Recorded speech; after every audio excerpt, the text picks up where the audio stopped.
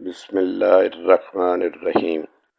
اخوت کا یہ راز تجھ پہ میں آشکار کر دوں، خواب غفلت سے دل تیرا میں بیدار کر دوں۔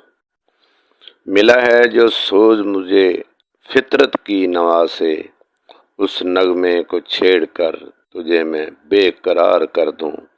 قابل سعادت رام سامعین، گرامی قدر ناظرین، السلام علیکم۔ میری آج کی گفتگو کا عنوان ہے ایک ہوں مسلم حرم کی پاسبانی کے لیے۔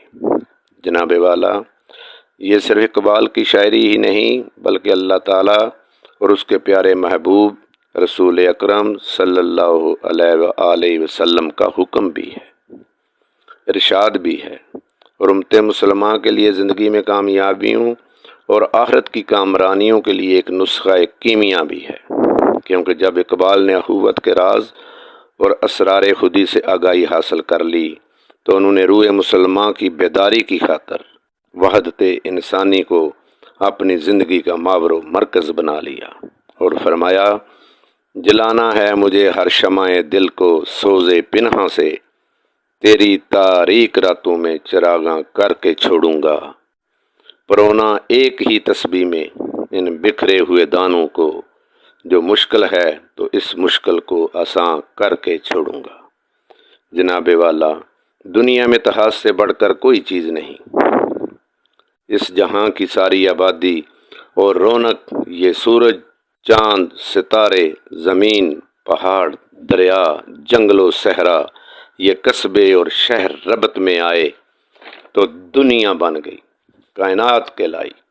نظام شمسی کا وجود، ستاروں کی جگمگاہٹ، اجسام عالم کی پیوستگی، سب اتحاد، اتفاق اور اخوت کی بدولت ہی مارز وجود میں آیا۔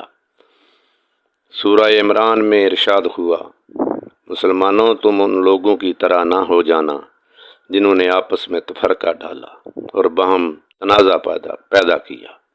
معزز سامعین، امت کی تمام مصیبتوں کا علاج اس اتحاد و یگانگت، اتفاق اور اخوت میں پنہاں ہے، جس کی بنیاد رنگ و نسل اور انسانی ہم آہنگی نہیں بلکہ وہ رشتہ وحدت ہے جسے رسالت مآب نے لا الہ الا اللہ محمد الرسول اللہ کی بنیاد پر قائم کیا۔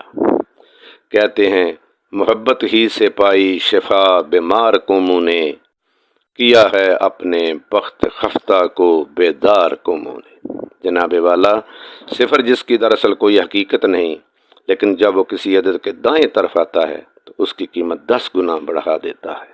مثل مشہور ہے 1-1-2-11۔ حضور والا، دریا اور سمندر جن کی وسعت کو دیکھ کر خوف آتا ہے، دراصل قطروں کا مجموعہ ہے۔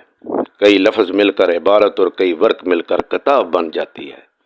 انسان کے اندر اجتماعیت کے محرکات نے پہلے خاندان کا روپ دھارا، خاندان سے برادری بنی، برادری نے قبیلہ کی شکل اختیار کی، پھر بات نسلی پر چلتے ہوئے انسان منزل پر آ پہنچا۔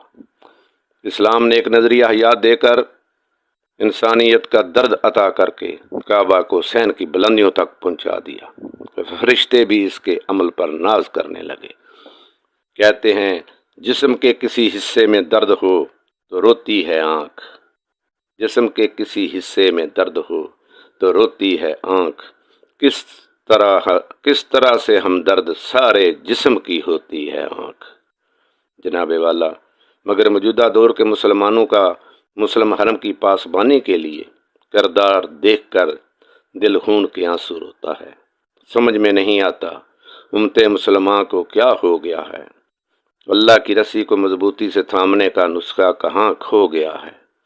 کشمیر اور فلسطین کے معصوم بے گناہ مسلمانوں سے ہونے والے سلوک پر سرد مہری اور چشم پوشی امت محمدی کے لیے سوالیہ نشان بن چکا ہے۔ کشمیر، کسی نے کیا خوب کہا، کشمیر فلسطین کے شہیدوں میں کہاں پہ جاؤں، محمد بن قاسم کہاں سے لے کر آؤں، جو حرم کی پاسبانی کا راز بتا دے، جو دیبل کے داہر کو آ کر سزا دے۔ جناب والا، اب ضرورت اس بات کی ہے کہ صاحب بصیرت ہم میں نئی روح پھونکیں، جذبہ اخوت کو بیداری عطا فرمائیں تاکہ ہم سارے اختلاف، فرقے اور نفرتیں بلا کر مسلم حرم کی پاسبانی کے لیے سیسا پلائی دیوار بن کر امت مسلمہ کا کھویا ہوا مقام پھر سے حاصل کر سکے۔ آخر پر دعا ہے، نفرت کے سائے سب دور کر دے مولا، نفرت کے سائے سب دور کر دے مولا، میری ننھی سی آرزو منظور کر دے مولا، عمل و کردار نہ رہ جائے شعلہ بیانی کے لیے، ایک ہو جائیں مسلم حرم کی پاسبانی کے لیے، وما علینا الا البلاغ۔